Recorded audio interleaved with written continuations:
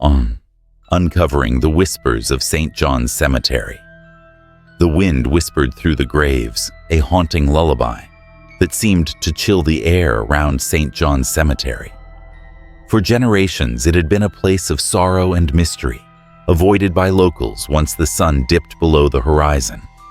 Stories circulated about the strange occurrences in the cemetery, tales of eerie voices, shadowy figures, and a strange, lingering sadness that hung over the gravestones. No one ventured there alone at night. No one, that is, except Sarah. Sarah Morris was a young journalist with a curiosity that bordered on reckless. She had heard the rumors about St. John's Cemetery and was determined to find out the truth. With a notebook in one hand and an audio recorder in the other, she stepped through the rusted iron gates, shivering as the cold night air wrapped around her. Despite the warnings from townsfolk, she was sure these were just stories, a trick of the mind, tales designed to keep children from wandering too far. But as she walked deeper into the cemetery, an unsettling feeling began to gnaw at her. The air felt thick, oppressive, and each step seemed to echo louder than the last. Gravestones, many cracked and weathered, lined the narrow path like silent sentinels. Their inscriptions were barely legible in the dim light, but one name caught her eye. Elijah Grant, 1876 *. Elijah's name was one that had appeared often in the local stories. He had been a gravedigger who'd worked in the cemetery for years before mysteriously vanishing one stormy night. Some claimed he had been cursed. Others believed he had gone mad, haunted by the souls he had laid to rest. Either way, his body was never found, and some claimed his restless spirit still roamed the grounds. As Sarah knelt to brush dirt off Elijah's tombstone, a sudden chill washed over her. She could feel eyes on her, though there was no one around. With a trembling hand, she pressed record on her device and whispered, "This is Sarah Morris. I'm here at St. John's Cemetery, standing by the grave of Elijah Grant. Locals say that if you listen closely, you can hear voices, the voices of those who never truly left." A faint rustling sound interrupted her, and she froze, heart pounding.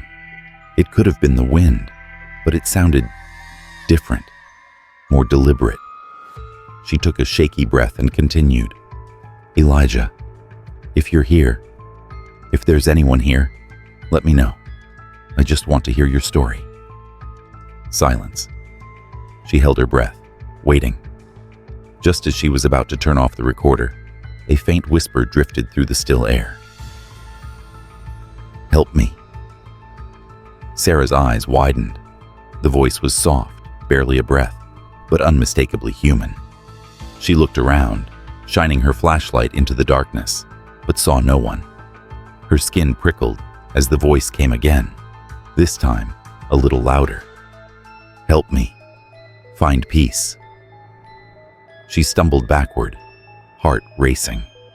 The voice seemed to be coming from the direction of the old mausoleum at the far end of the cemetery, a decaying stone structure that looked as though it had been abandoned for centuries. The entrance was slightly ajar, casting an eerie shadow on the ground. Drawn by a force she couldn't explain, Sarah approached the mausoleum, her flashlight flickering as if it, too, was reluctant to enter. She stepped inside, the air growing colder and heavier. Inside, the walls were covered in cobwebs, and the stone tombs bore names so old they were nearly erased by time. As she ventured further, she heard the whispers again, overlapping, each voice desperate and pleading. "Help us. Remember us. We're trapped." Suddenly, her flashlight flickered out, plunging her into darkness. Panic surged through her as she fumbled with the light, her breaths coming quick and shallow. She could feel a presence, a heavy, oppressive weight pressing down on her. Then, she felt it. A cold hand resting on her shoulder. Gasping, she spun around, her flashlight flickering back to life for just a moment. In that brief flash of light, she saw him, a gaunt, hollow-eyed man with a face twisted in anguish. Elijah Grant. His translucent form stared back at her, his mouth moving silently, as though pleading for something beyond words. "Free us," he whispered, his voice barely audible, but filled with an aching sorrow. Sarah felt a strange compulsion to reach out, her hand hovering inches from his spectral figure. But before she could touch him, he disappeared, leaving only the faint sound of his voice lingering in the cold air. As she looked around, she noticed something glinting in the corner of the mausoleum, a rusty iron key lying on the ground. It looked ancient, covered in dust and grime.